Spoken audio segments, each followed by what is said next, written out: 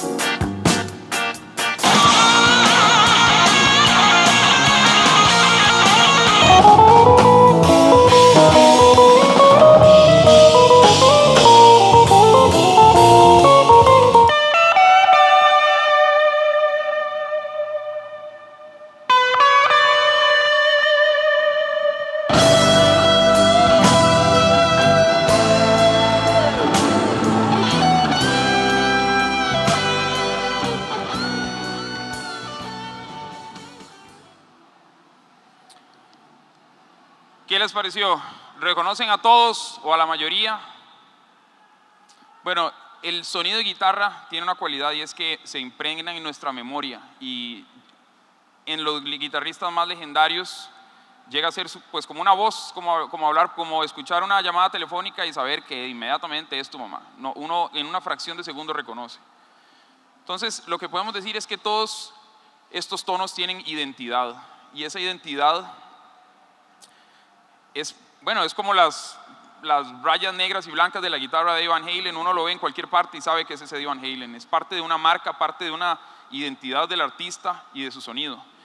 Pero en la guitarra uno no nace con esa identidad, uno la forma, la investiga, se desarrolla, cambia con el tiempo, se aprende de los demás y así esa voz que se tiene adentro digamos que se va puliendo y desarrollando cada vez más. No es raro oír, por ejemplo, un guitarrista como Eric Clapton que en cualquier época uno lo reconoce, pero no es raro oír cómo en los 70s tenía un sonido, en los 80s cambió un poco, luego en los 90s, pero siempre mantiene su identidad. Eso es resultado de esta búsqueda. Entonces, ¿qué es un buen tono?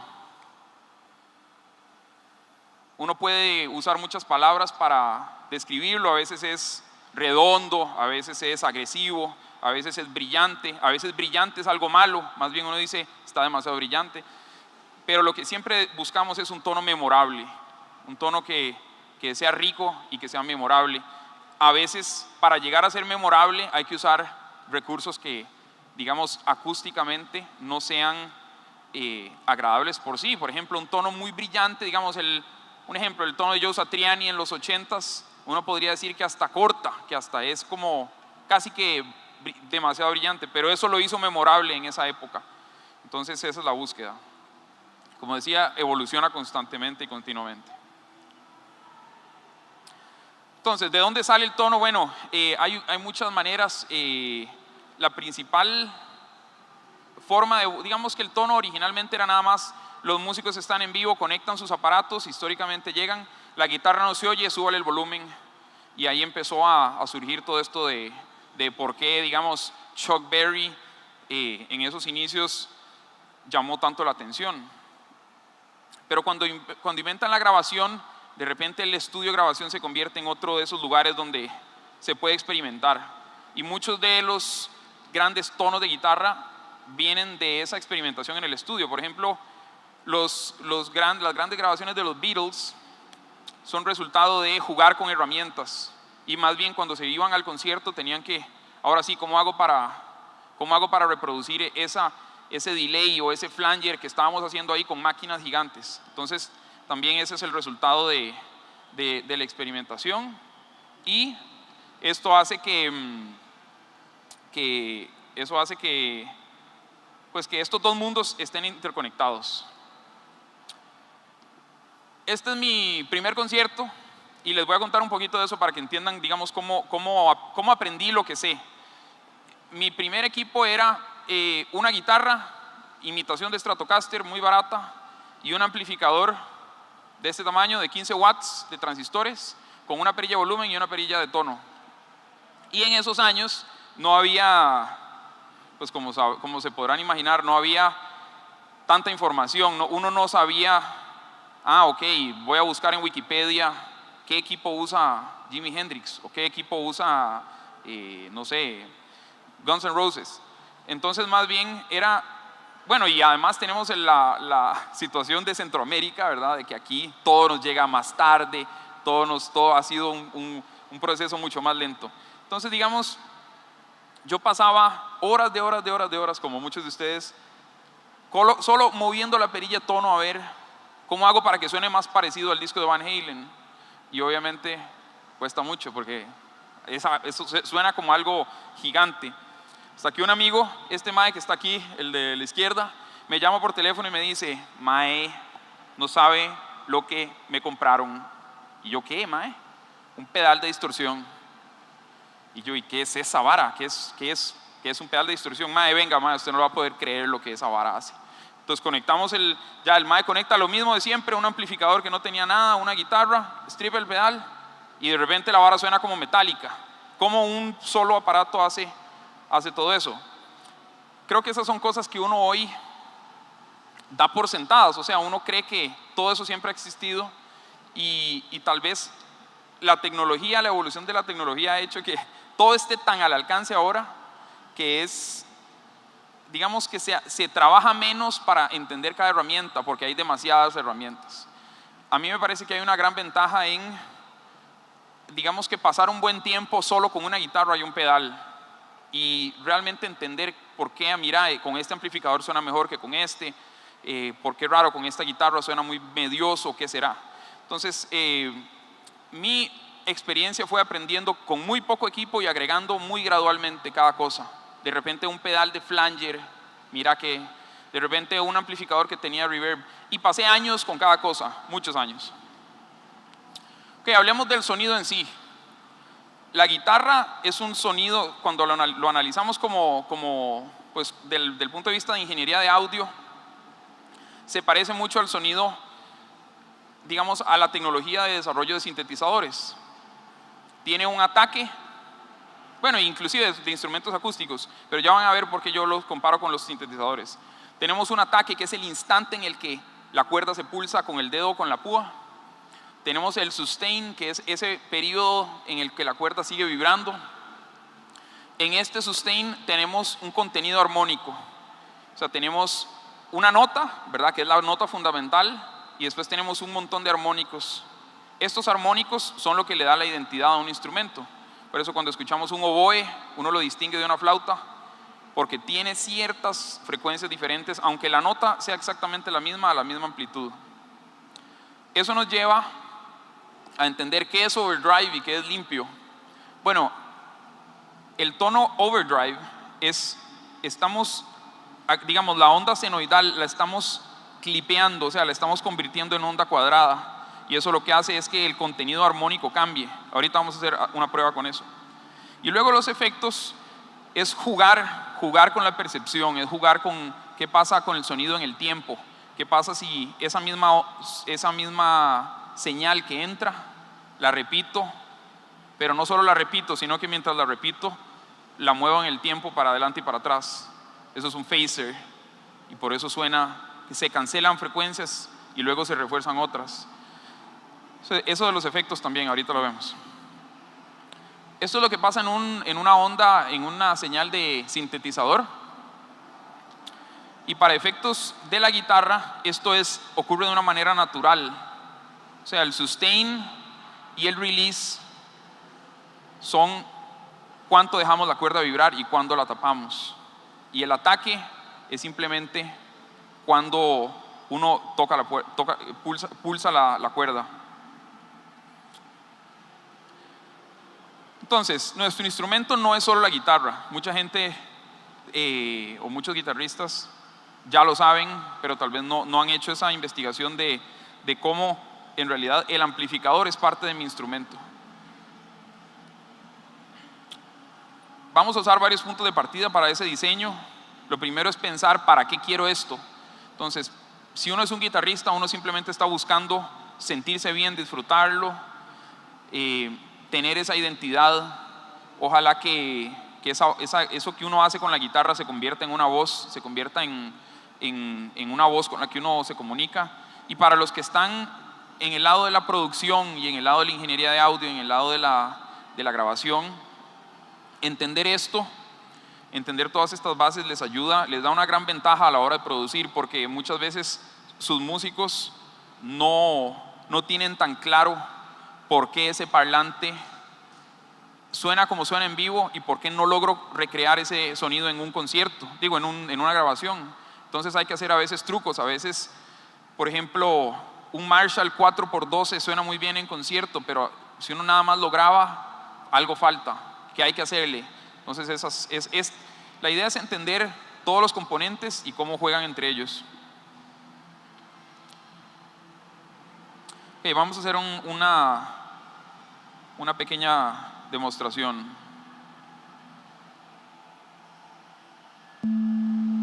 Eso es una onda pura de 220 Hz.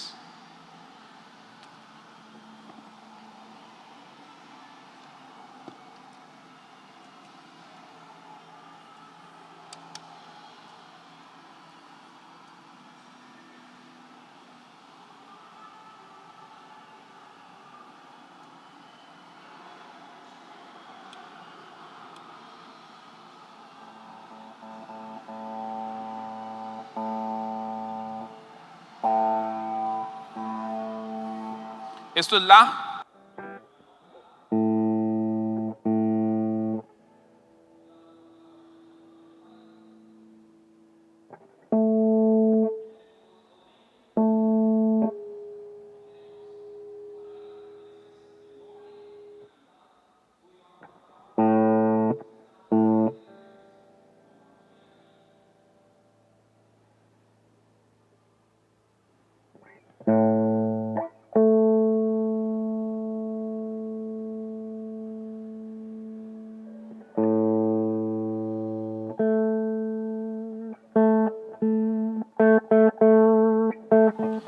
experimento lo hacemos.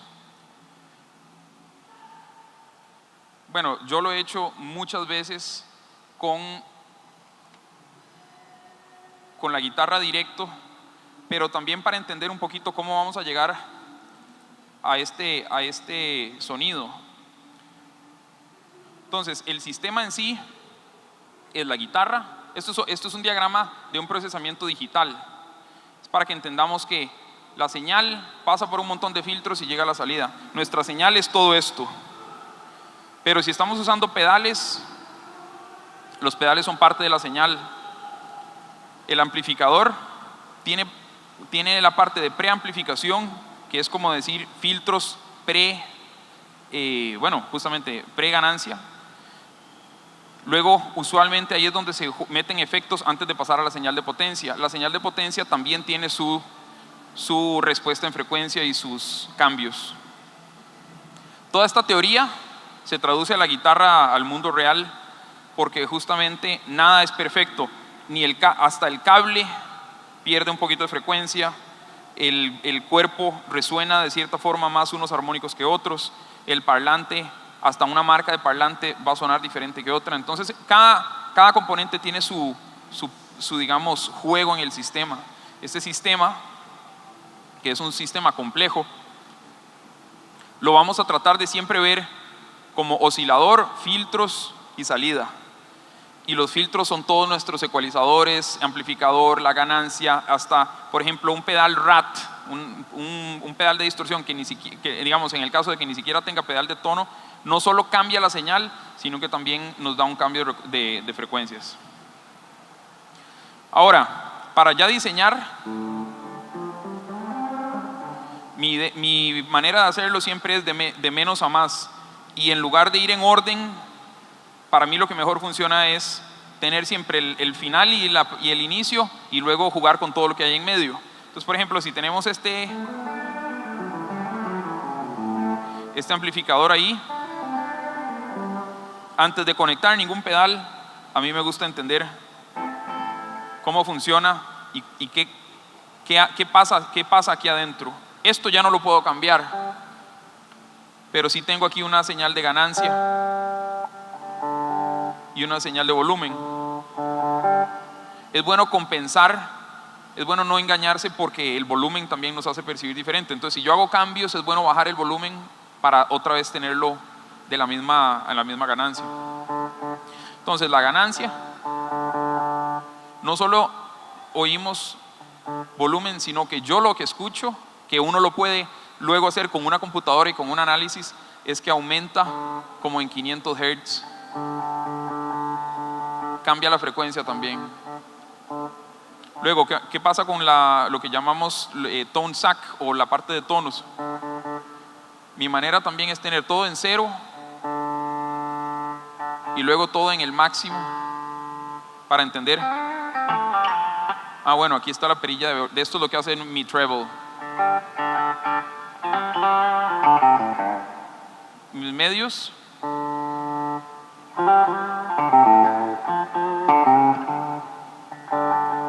Y mis bajos.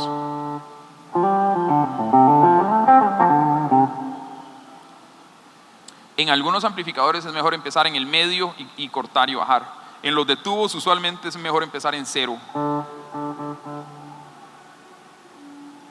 Mi sensación, y para la mayoría de los amplificadores se cumple, la perilla los medios es donde está lo que más estamos buscando. Entonces, con medios es con lo que más hay que pasar el tiempo.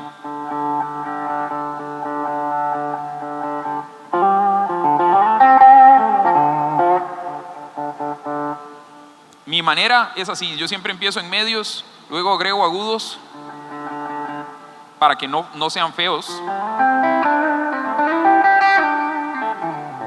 y de último bajos para darle cuerpo sin que se convierta en algo, digamos, boomy, que no se puede entender bien.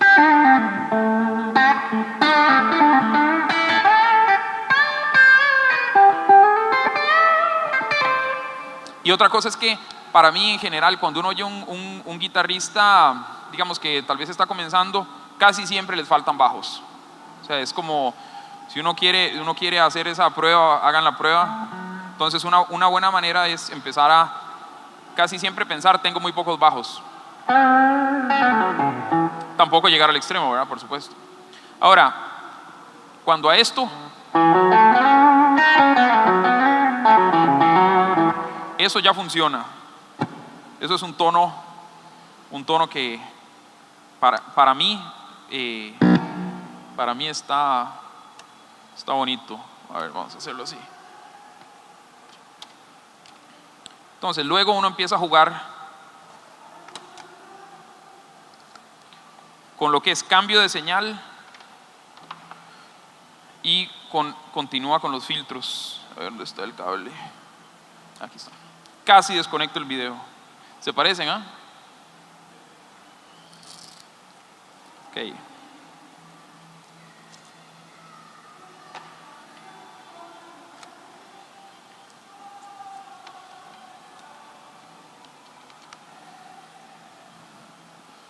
A ver.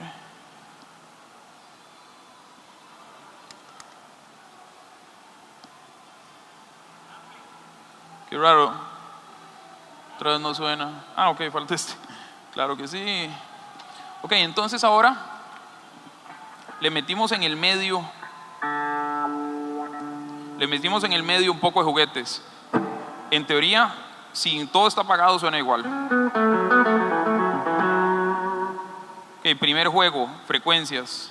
Aquí tenemos un ecualizador nada más. Estos son 200 Hz. Pero este es un ecualizador diferente a ese, porque este me permite subir o bajar en cantidades muy pequeñas cada frecuencia.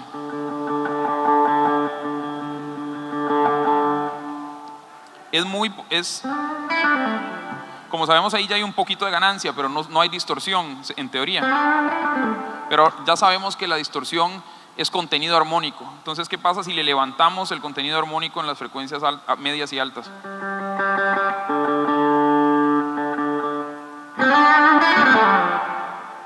Con solo un ecualizador,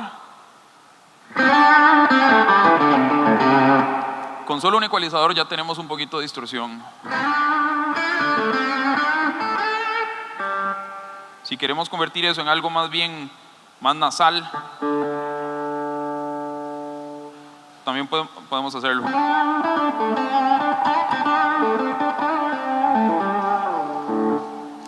Entonces, eso es solo jugando con frecuencias.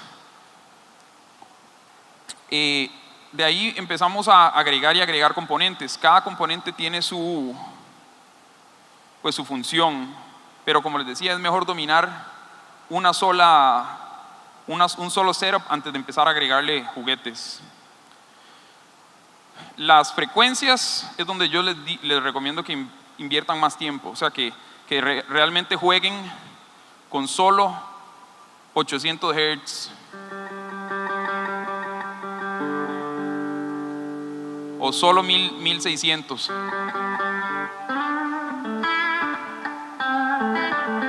¿Qué pasa si matamos todos menos 1600?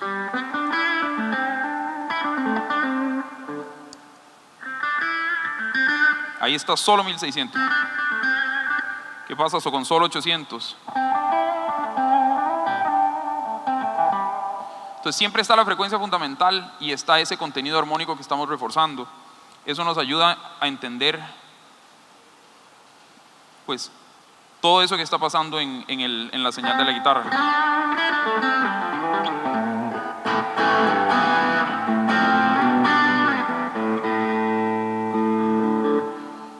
Luego los efectos. Sí, tenemos que parar. Vamos a rápidamente mencionar dos cosas más. Una es que a la hora de entender esto de los bloques, el mundo virtual y el mundo real, uno los empieza a ver como de una manera abstracta, que es a donde queremos llegar. Esta es una pantalla del fractal del AX8 y así es como uno lo programa, es por bloques. Uno puede de repente el gabinete jalarlo al inicio, la distorsión pasarla para adelante. Y eso es lo que tenemos en la vida real. Si uno entiende que el parlante que está ahí tiene su respuesta en frecuencia y me está agregando un montón de 800 o un montón de 200, entonces yo sé que tal vez necesito compensarlo. Y también siempre tengo que tener en mente que eso va a un micrófono y eso va al público. O sea, tengo que mandarle una señal rica al sonidista, al ingeniero, para que lo que entrega sea lo que queremos que la gente oiga. Los efectos, vamos a quedarlo para otra sesión, ¿verdad? Pero el resumen es que hay efectos que manipulan la señal en sí y efectos que juegan con nuestra señal. Los que manipulan son, por ejemplo, el wah-wah es un ecualizador, es un filtro, el fuzz nos cambia todo el contenido armónico, mientras que un delay me modifica lo que yo ya tengo. O sea, le agrega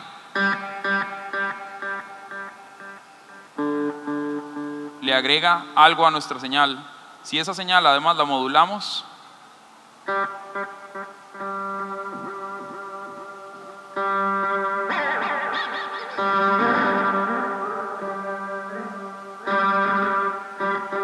si la modulamos y la acercamos suficiente a la original, tenemos lo que llamamos chorus.